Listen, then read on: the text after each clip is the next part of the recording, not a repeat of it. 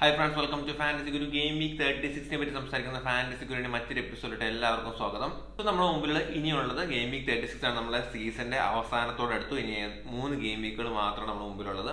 അതുകൊണ്ട് തന്നെ ഈ ഇന്നൊരു എപ്പിസോഡിൽ നമ്മൾ പറയാൻ പോകുന്ന പ്രത്യേകിച്ച് ഒരു ട്രാൻസ്ഫർ ടാർഗറ്റിനെ പറ്റിയോ അല്ലെങ്കിൽ പ്രത്യേകിച്ച് എടുക്കേണ്ട ഒരു സ്ട്രാറ്റജിയെ പറ്റിയോ അല്ല.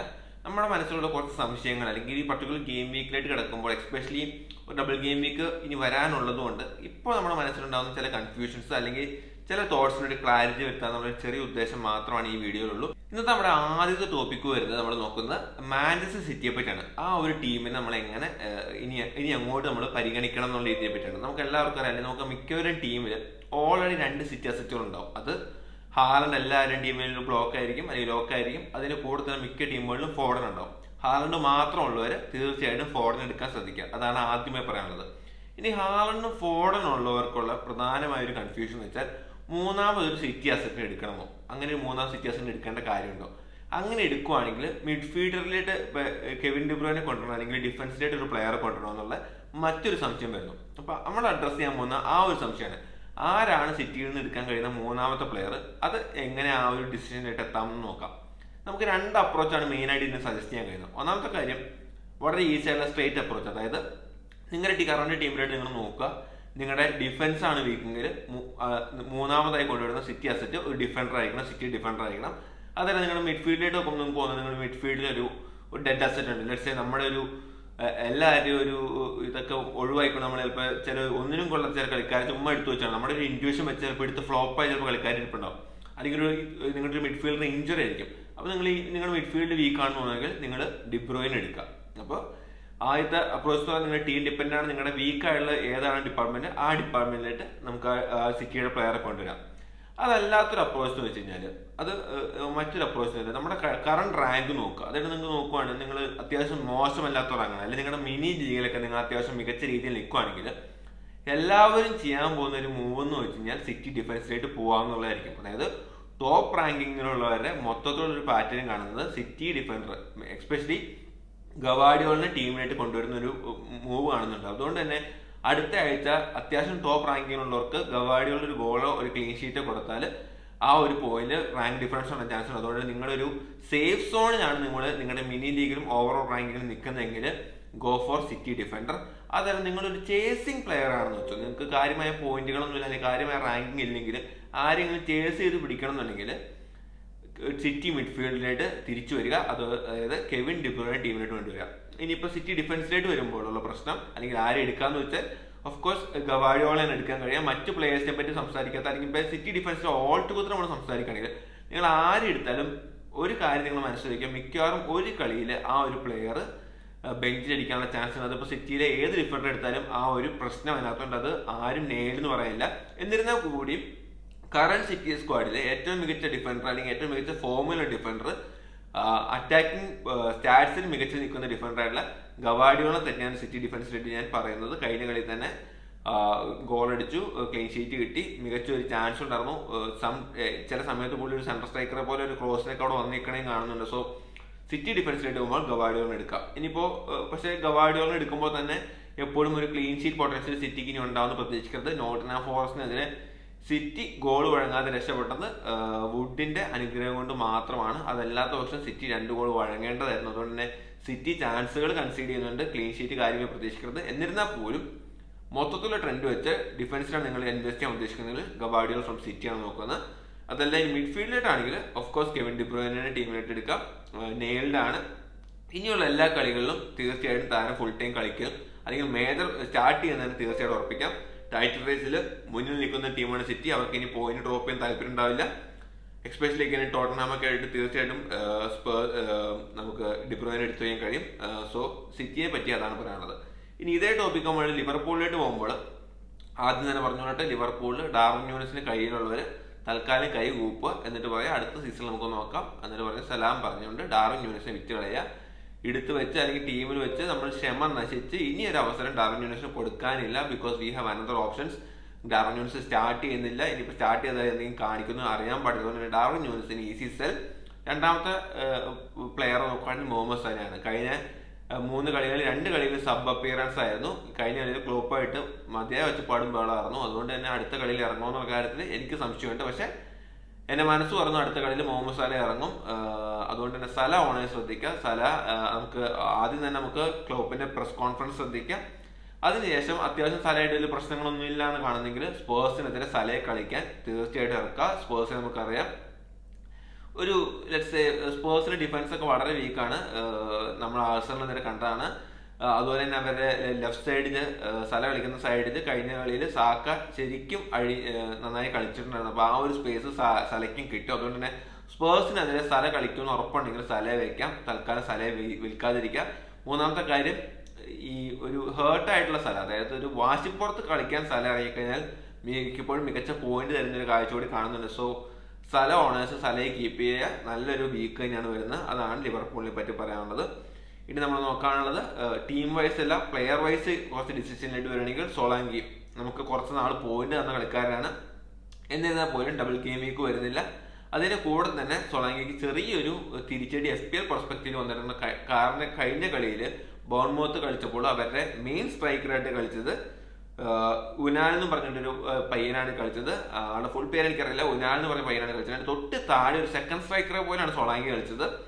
താരം പെനാൽറ്റിനുണ്ടെങ്കിൽ പോലും ഓവറോൾ സ്റ്റാറ്റ്സ് വെച്ച് നോക്കുമ്പോൾ, പ്രത്യേകിച്ച് ഈ ഒരു ഫോർമേഷൻ കൊണ്ട് നോക്കുമ്പോൾ അത്ര എൻകറേജിങ് അല്ല. അതിന്റെ കൂടെ തന്നെ പറയേണ്ടത് അടുത്ത 2 കളികളിൽ 2 എവേ ഗെയിം ഏഴ്സണലായിട്ടും ചെൽസി ആയിട്ടും എവേ ഗെയിം വരുന്നു. ഇടയ്ക്ക് ബ്രെൻഫോർഡ് ഗെയിം മാത്രമേ ഉള്ളൂ. സോ 2 ടൈറ്റ് എവേ ഫിക്സർ വരുന്നു.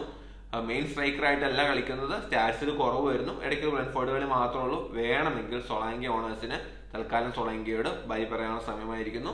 പുതിയൊരു പ്ലെയറെ എടുത്തു വയ്ക്കാൻ കഴിയും. അതാണ് സോളാങ്കി ഓണേഴ്സിനോട് എനിക്ക് പറയാനുള്ളത്. ഇനിയിപ്പോ അടുത്തൊരു സംശയം വരാൻ പോകുന്നത്, ലെറ്റ്സ് സേ ഇപ്പൊ ഞാൻ നേരത്തെ പറഞ്ഞ ഒരു ഡിഫൻഡറെ മേടിക്കണമെങ്കിൽ സിറ്റി ഡിഫൻഡറെ വാങ്ങുക എന്ന് പറഞ്ഞു.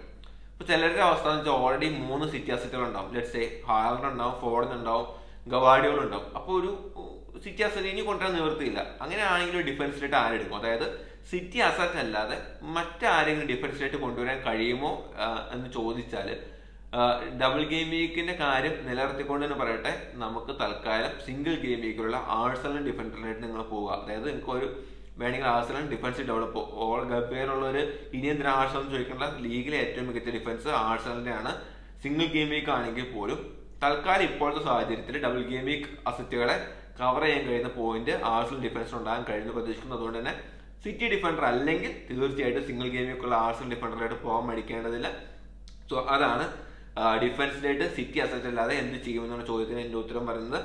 അതിൻ്റെ കൂടെ തന്നെ ചെക്ക് ചെയ്തുകൊണ്ട് മറ്റൊരു ടീം ബ്രൈറ്റൻ ആണ്. ബ്രൈറ്റൻ ഡബിൾ ഗെയിം വീക്ക് വരുന്നുണ്ട്. പക്ഷെ എന്താണ് ബ്രൈറ്റന്റെ അവസ്ഥ എന്ന് വെച്ച് കഴിഞ്ഞാൽ വളരെ പരിതാപകരം എന്ന് പറയേണ്ടി വരും. ഇഞ്ചുറി കൺസേൺസ് നിരവധി ഉണ്ട്. അതുകൊണ്ട് തന്നെ അവരുടെ ടോട്ടൽ ടീം പെർഫോമൻസ് നമുക്ക് കാണാൻ കഴിയുന്നുണ്ട്. അതുകൊണ്ട് തന്നെ ബ്രൈറ്റൻ അസറ്റുകൾ കീപ്പ് ചെയ്യുന്നതിന് വലിയ അർത്ഥമില്ല. ഒരു മൈനസ് കൊടുത്ത് ബ്രൈറ്റൻ അസറ്റുകൾ ഒഴിവാക്കണം എന്ന് ഞാൻ പറയില്ല. എന്നിരുന്നാൽ പോലും ഒരു free transfer, let's say Joao Pedro to Nicolas Jackson ഒക്കെ വേണമെങ്കിൽ ഒരു ഫ്രീ ട്രാൻസ്ഫർ ആണ് നിങ്ങൾക്ക് ചെയ്യാൻ കഴിയും. അതല്ല വേറെ ഒരു മൈനസ് കൊടുത്ത് തൽക്കാലം ബ്രൈറ്റൻ അസറ്റിനെ ഒഴിവാക്കേണ്ട കാര്യമില്ല. അതല്ല ഫ്രീ ട്രാൻസ്ഫർ ഉണ്ടെങ്കിൽ വേണമെങ്കിൽ ബ്രൈറ്റൻ അസറ്റിനെ ഒഴിവാക്കുക. Even though they have a double game week, അവർക്ക് കാര്യമായൊന്നും ചെയ്യാൻ കഴിയുന്നില്ല എന്നുള്ളത് ഒരു പ്രശ്നമാണ്. സോ ഇതെല്ലാമാണ് ഈ പറഞ്ഞ പോലെ ടീം വൈസ് അല്ലെങ്കിൽ പ്ലെയർ വൈസ് ഉള്ള മൊത്തത്തിലൊരു ഐഡിയ എന്ന് പറയുന്നത്, എക്സ്പെഷ്യലി ഇൻ ഗെയിം വീക്ക് 36. ഇതൊക്കെ ആണെങ്കിലും മറ്റൊരു കൺഫ്യൂഷൻ ആയിട്ട് കുറെ ആളുകൾ ഏർപ്പെടും. അതൊന്നും മറ്റൊന്നുമല്ല, മികച്ച ടീമാണ് കയ്യിലിരിക്കുന്നത്. 36 ടീം സെറ്റ് ചെയ്യാൻ നോക്കുമ്പോൾ എല്ലാവരും കിടിലം പ്ലേയേഴ്സ്, എല്ലാവർക്കും കിടിലം ഫിക്സേഴ്സ്. ഇതിലാരെ ബെഞ്ച് ചെയ്യുമെന്ന്, എല്ലാവരും 15 പേരെ നമുക്ക് ഇറക്കാൻ കഴിയില്ലോ. അപ്പൊ അതിനകത്ത് ആര് ബെഞ്ച് ചെയ്യുമെന്നുള്ള ഒരു ചോദ്യം കുറെ പേർക്കുണ്ട്.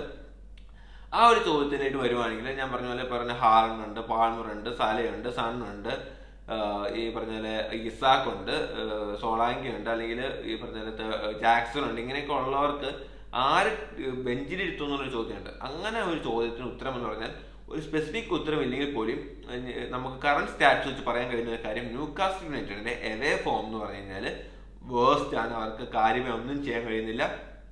ഹോമില് ലിവർപൂൾ കഴിഞ്ഞാൽ ഏറ്റവും കൂടുതൽ അറ്റാക്കിംഗ് ത്രെറ്റ് കാണിക്കുന്ന ടീം ന്യൂകാസിൽ ആണ്. എവേയില് ഏറ്റവും മോശം രീതിയിൽ പെർഫോം ചെയ്യുന്ന ഒരു ടീമാണ് ന്യൂകാസിൽ യുണൈറ്റഡ്. നമ്മൾ ക്രിസ്റ്റൽ പാലസിനെതിരെ 4 ഗോളിന് തോറ്റപ്പോഴും നമ്മളത് കണ്ടാണ്. അതുകൊണ്ട് തന്നെ ഗോഡോന് എവേയിൽ കാര്യമായൊന്നും ചെയ്യാൻ കഴിയില്ല എന്ന് പ്രതീക്ഷിക്കുന്നു. Even though they are playing against Burnley ഒരു നല്ല കളി തന്നെ കാഴ്ചവെക്കുന്ന പ്രതീക്ഷ. അതുകൊണ്ട് തന്നെ നിങ്ങളുടെ ടീമിൽ ഗോഡോൺ ഉണ്ടെങ്കിൽ മറ്റു സെറ്റുകളൊക്കെ ഫിറ്റാണ്, നല്ല രീതിയിൽ കളിച്ചു വരുന്നുണ്ടെങ്കിൽ, ആരെങ്കിലും ബെഞ്ച് ചെയ്യാനൊരു തലവേദന ഉണ്ടെങ്കിൽ ഞാൻ പറയും ന്യൂകാസിൽ ബേൺലി കളിക്കുന്ന ഗോഡോനെ തൽക്കാലം ബെഞ്ചിലേക്ക് എടുത്തു വയ്ക്കാന്നാണ് എൻ്റെ ഒരു പേഴ്സണൽ ചോയ്സ്.